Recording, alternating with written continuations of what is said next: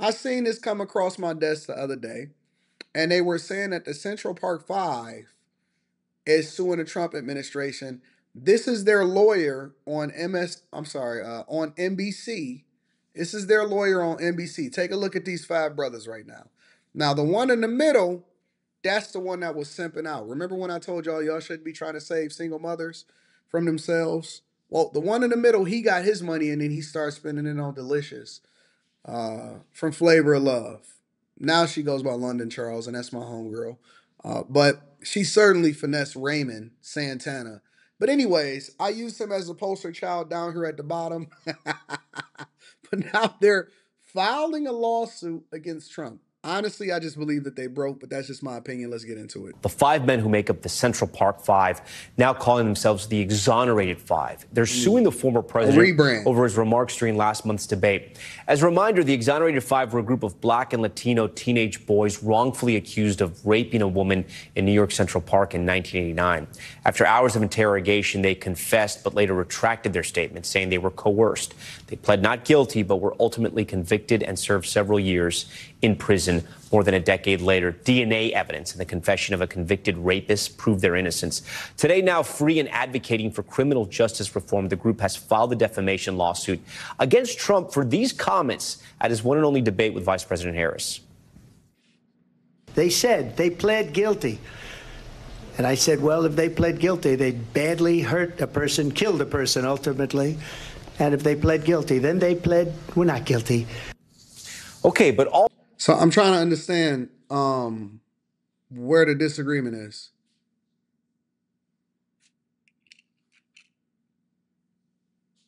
Let me play it again just so we all on the same page, all right? This is the comment that they're suing him for in a debate. Harris. They said they pled guilty.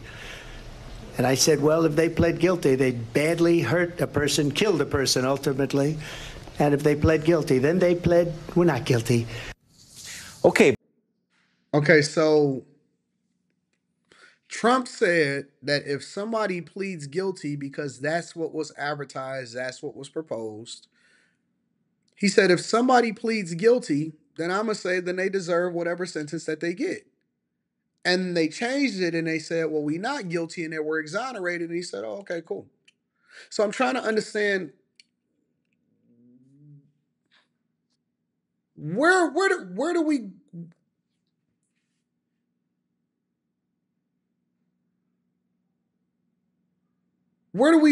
we off at? Where's the defamation at? Where's the what am I missing? Am I missing something, y'all?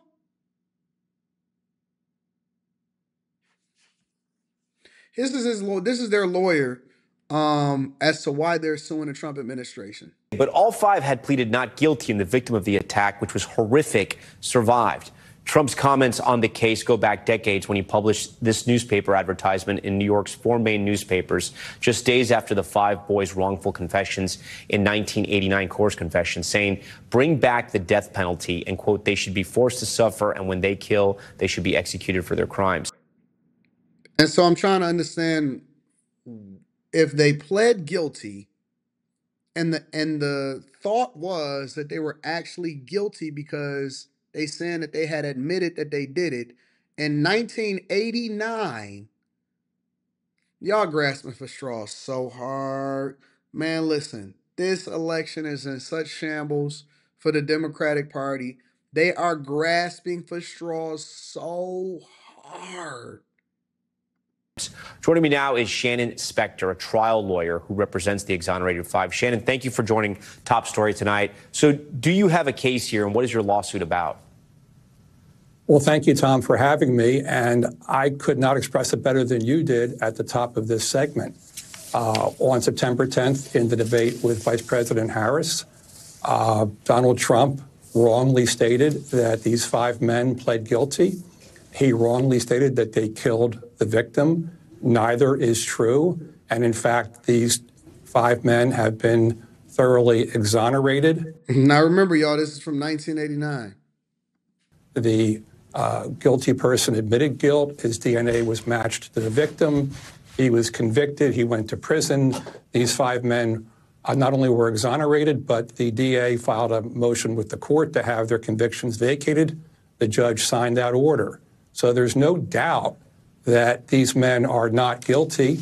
And Mr. Trump persists in this 35-year campaign of hate against these 5 men, even though he knows better. He knows now for over 20 years that these men are not guilty of that heinous crime. The Trump campaign released a statement responding to your lawsuit, saying in part this is just another frivolous election interference lawsuit filed by desperate left-wing activists in an attempt to distract the American people from Kamala Harris's dangerously liberal agenda and failing campaign. One of the 5...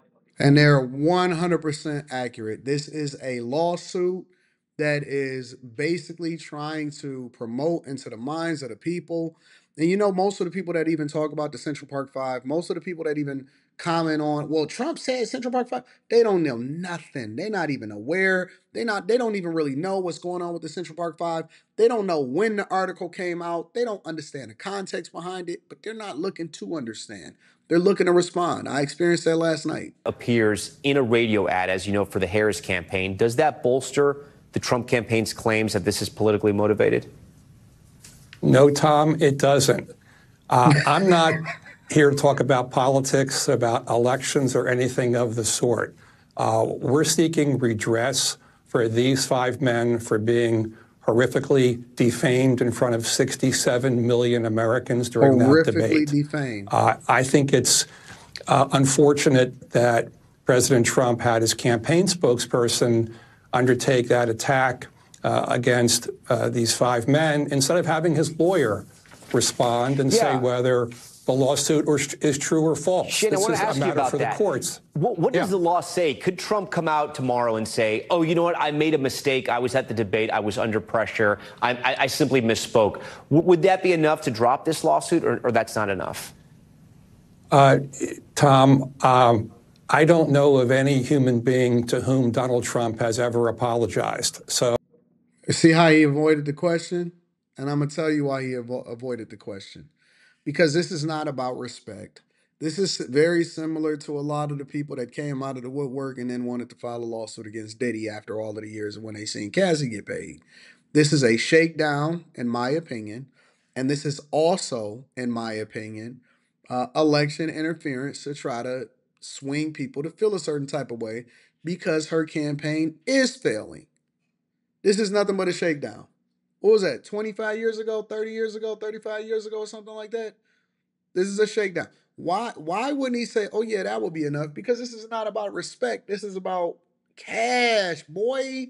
This is a money grab. This is absolutely about a money grab and election interference, in my opinion. So I'm not holding my breath that he would apologize to these 5 men. But if he would do that, that would be fantastic. Why would he want to do that? Because then that would be some form of admission of guilt.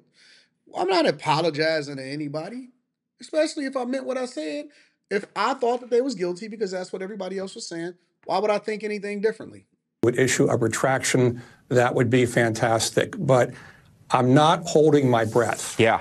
Finally, the exonerated 5 received $41 million from New York City when they were cleared in 2002. As you have mentioned, these comments from former President Trump sort of make them have to relive what they went through when they were sitting in prison for a crime they didn't commit. What are your clients seeking now? They're seeking to clear their names once again. This has all been dredged up again. They've been accused on national television to a huge audience of having pled guilty and having killed this woman. Neither of those things is true. They're seeking a trial to clear their names. They're seeking damages to compensate them. There it is. Damages to compensate them. In 2002, they received $8.2 million apiece. 41 million divided by 5 is $8.2 million. Take out the lawyer's fees, which is probably anywhere between 30 to 60%. Let's just say a cool 45%. Well, that would leave you with a cool, $4 million apiece? $5 million apiece on the high end? I don't think you pay any taxes out of lawsuit money, do you? Let me research that. Taxes.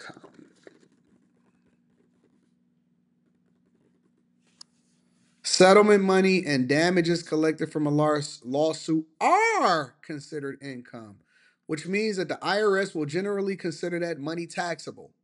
However, personal injury settlements are the exception, which means car accidents and slip and fall settlements are non taxable. So that means that, let's say, for example, on the high end, after the lawyer's fees, that they get $5 million a piece, which means that you then have to pay taxes on that money. Okay, so after that, let's assume that you take home on the high side, if you wasn't, because you don't have any financial literacy and you running into this money, let's say you take home $3 million. Let's make it generous. Let's be really generous. Let's say somehow, some way, you got a good tax attorney, tax strategist, and CPA, and you take home $3.5 million after the lawyers get their cut, and you got to pay the IRS and taxes. That ain't gonna that ain't gonna sort you out, baby. We are in 2024, so y'all got that money in 2002. That means that 22 years later, especially after Raymond John was spending all of that money on not Raymond John, Raymond Santana was spending all of that money on delicious. Remember that?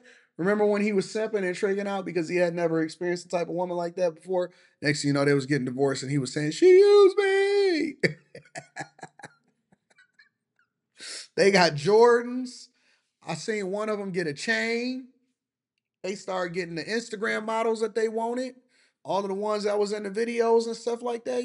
Yeah. Money low. Money a little lower than it was. Didn't necessarily make the right investments. Got the run money right before 2008. What y'all think? Y'all think that they living off the interest? They put all of the principal up, or they was tricking that money? Woo! Wait, listen. Even if you got, let's see, 22 years, 3.5 million. Let's see what kind of salary you would have to pay yourself before you ran out of money. Assuming that you didn't do anything except for live frugally, right? 22. Well, let's do this. Let's do it like this. Oh, this new Apple calculator is sweet. Let's say on the generous side they got 3.5 million, right? Divided by 22 years. That means that you could pay yourself $160,000 a year for 22 years before you go broke with and the money is already taxed. Y'all think that they was fiscally responsible with that? We're seeking compensatory damages and an opportunity to clear our name. Get the hell out of here. So that is what's happening, ladies and gentlemen, with the Central Park Five. Let's see if there's anything else to mine out from this. For their loss of reputation and their emotional name produced on national television to a huge audience of having pled guilty and having killed this woman. Neither of those things is true.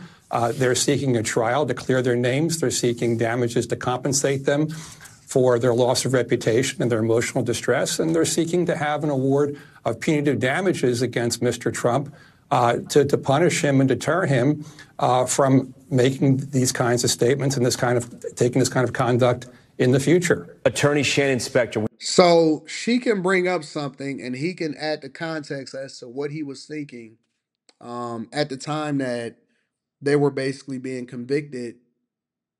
And this is so stupid. This is so wild.